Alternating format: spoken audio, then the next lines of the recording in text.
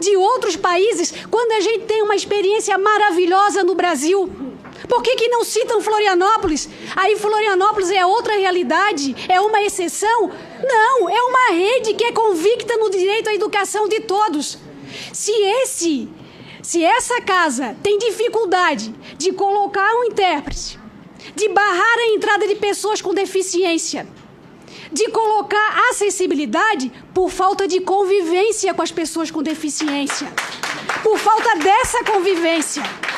Me desculpe a professora Patrícia, o ensino de Libras é fundamental para quem opta por esse meio de comunicação. Os surdos que estão aqui não representam os surdos de todo o Brasil. A oralização não representam. Eu tenho pais, eu tenho alunos que optam pela oralização. E na educação inclusiva, a oralização também é um meio de comunicação. Para terminar, não é secretária Rosângela. Admissível. Secretária Rosângela, para concluir, por gentileza. Nós vamos chegar no Brasil, e disso eu tenho a certeza, onde a escola vai ser de todos, onde a escolarização vai ser feita nos espaços comuns, mesmo os casos ditos mais comprometidos. Essa é a minha luta. Sou pesquisadora, defendo questões conceituais, mas tenho a experiência, o direito à educação. Os pais que estão aqui também não representam todos os pais. Falem dos exemplos. A inclusão começou com pais de países nórdicos que defenderam o direito à educação. Não falem mal da escola regular. Senhora Rosângela, está encerrado o seu tempo. Por gentileza. Por gentileza. Vou encerrar, senhor presidente, com uma frase vou encerrar. Pois não. Queremos quitar. Por favor, senhor, queremos quitar. Por favor, senhor, encerrando, senhor presidente. Queremos quitar, saldar a dívida social para com quem nasceu dentro de uma família, de uma nação, e nós colocamos fora. A escola regular está aberta, independente do grau de comprometimento. Muito obrigado, senhora. Muito obrigado.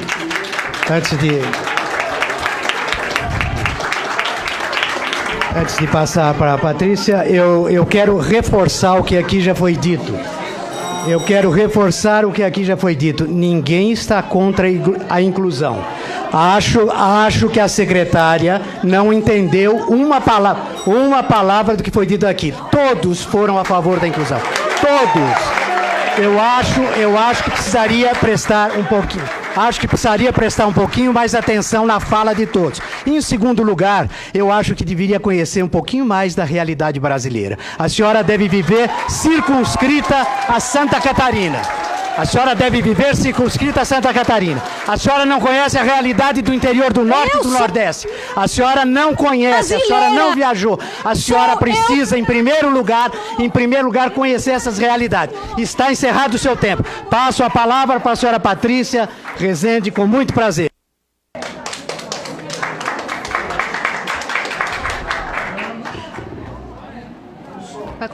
Vai conseguir falar.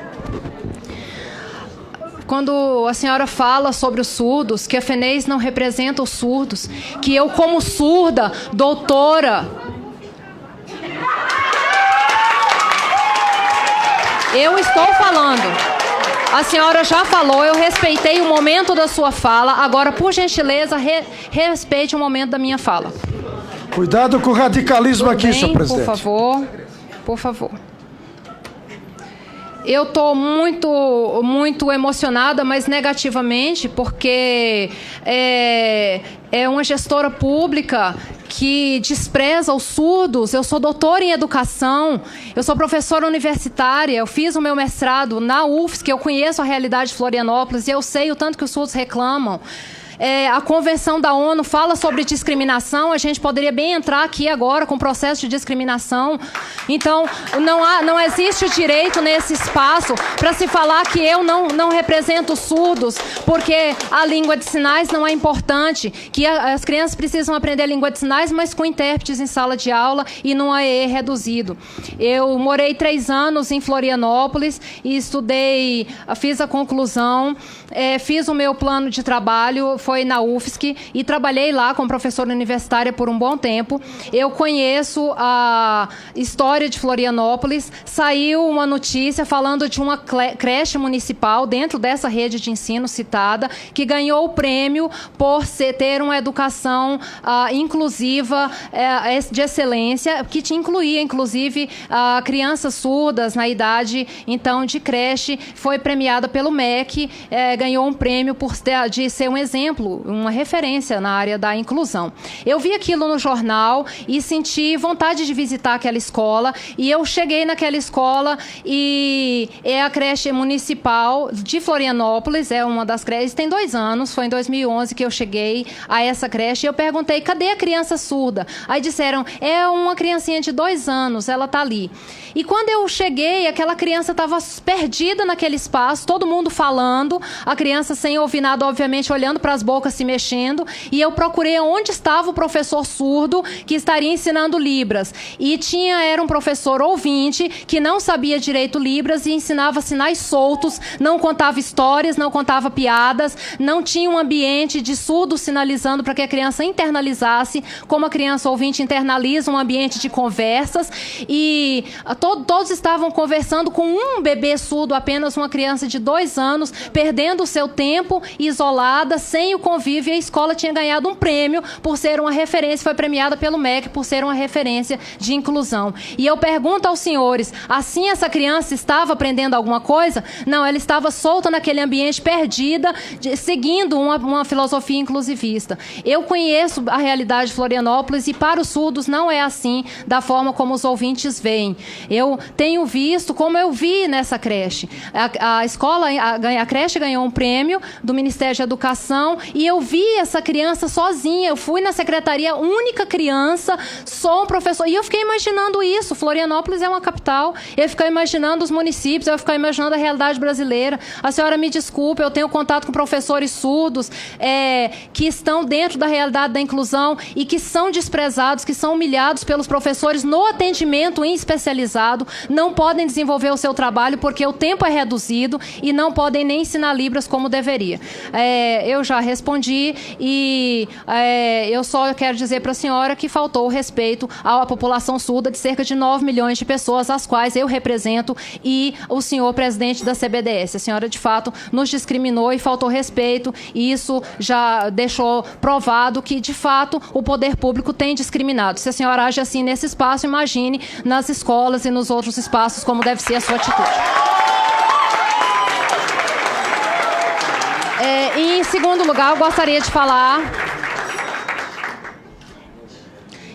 falar muito rapidamente, resumir a minha fala em relação à questão da professora Macaé, que falou sobre, comparando, não é, a questão das escolas americanas comparada com a realidade brasileira. E falou, por exemplo, que a escola americana, de cultura americana, aqui no Brasil, cuja língua de instrução seja o inglês, pode ser comparada com escola cuja língua de instrução seja o português oral e esteja apenas a presença do intérprete. Essa não caracteriza nunca uma escola bilíngue. Não cabe, dentro do conceito bilíngue, esse tipo de escola onde a língua de sinais fica secundarizada, não é? Então, no Brasil, se diz a língua oficial é o português. Então, a criança entra para aprender o inglês, por exemplo, numa disciplina simples, a criança ouvinte, para aprender. E a criança surda precisa adquirir os conhecimentos de todas as áreas do conhecimento dentro da escola. escola, porque 95% das famílias de surdos são de pai e mães não surdos, que não conhecem a língua de sinais. Então, o espaço educacional, ele é para além, bilíngue, ele é para além de um espaço de inclusão educacional, também é de inclusão social, porque os adultos surdos, professores ali, vão compartilhar suas experiências e formar pessoas com consciência cidadã e com consciência crítica para atuar na sociedade. As pessoas que moram no campo têm direito a uma educação diferenciada.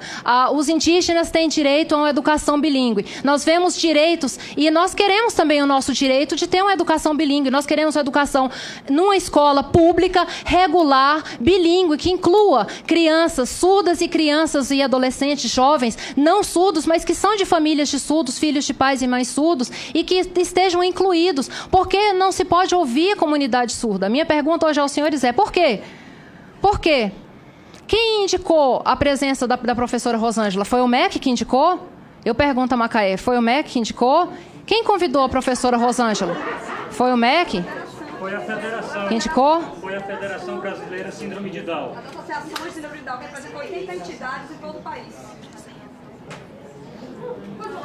Sim, então fale da síndrome de Down, mas não fale dos surdos, porque eu represento os surdos. Então não se insira na minha área.